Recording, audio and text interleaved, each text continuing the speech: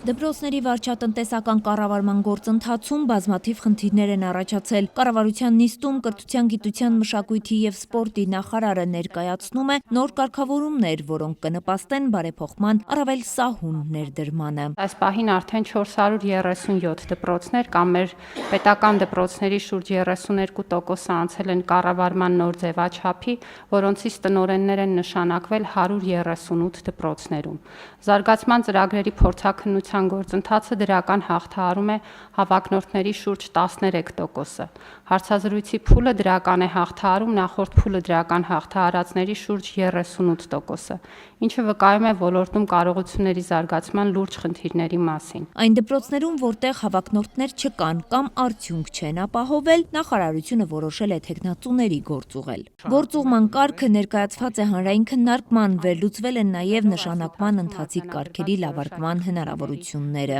Մասնավորապես մի քանի մեխանիզմներ ենք առաջարկում։ Առաջարկվող կարգավորումներից մեկով փորձաքննության ընթացքում զարգացման ծրագրի վերաբերյալ տվյալների փոխանցման, արտահոսքի, շահերի բախման, համագործակցության կասկածի կամ նման այլ դեպքերում ծրագիրը փորձաքննող կազմակերպության հետ կնքված պայմանագիրը կարող է լուծվել։ Ըստ նախագծի զարգացման ծրագրի դրական եզրակացություն ունեցող հավակնորդը երկու անգամ հարցազրույցի փուլը չհաղթահարելու դեպքում պետք է կրկին զարգացման ծրագիր ներկայացնի, եթե հանձնաժողովը բացասական է գնահատել զարգացման ծրագրի որևէ բաղադրիչ։ Նախարարը պարզաբանում է, երբեմն պարզվում է, որ հավակնորդը զարգացման ծրագրի հեղինակը չէ, ուստի այս կարգավորումներն արդյունավետ արձագանքելու եղանակ են։ Հաջորդ կարգավորումը այն է, որ նախագծով հավակնորդին տնօրենի պաշտոնում նշանակվելու հնարավորություն է ընձեռվում փորձաշրջանով հանձնաժողովի անդամների 4 դրական եզրակացության դեպքում։ Այս պարագայում մենք կունենանք հնարավորություն այն հավակնորդներին, որոնք հեռանկարային են կամ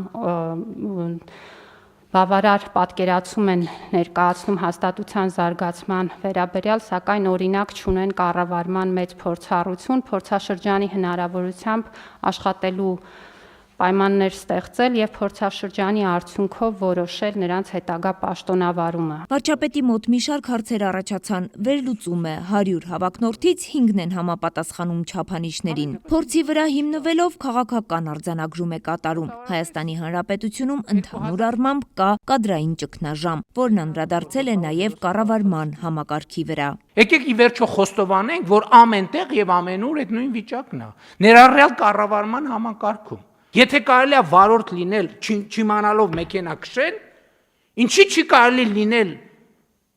կառավարիչ չիմանալով կառավարել։ Ինչի։ Եթե դա հանրության մեջ կոնսենսուս է, որ կարելի է տենց, ինչ տարբերություն, ինչ մեքենա ես վարում։ Եվ մենք պետք է խոստովանենք 7 տարվա մեջ ով վերակենում առավոտից իրիկու ասում եմ, այս կառավարությունը սխալ կադրային քաղաքականություն է վարում։ Հա, կառավարությունը սխալ կադրային քաղաքականություն է վարում, որովհետև երկրում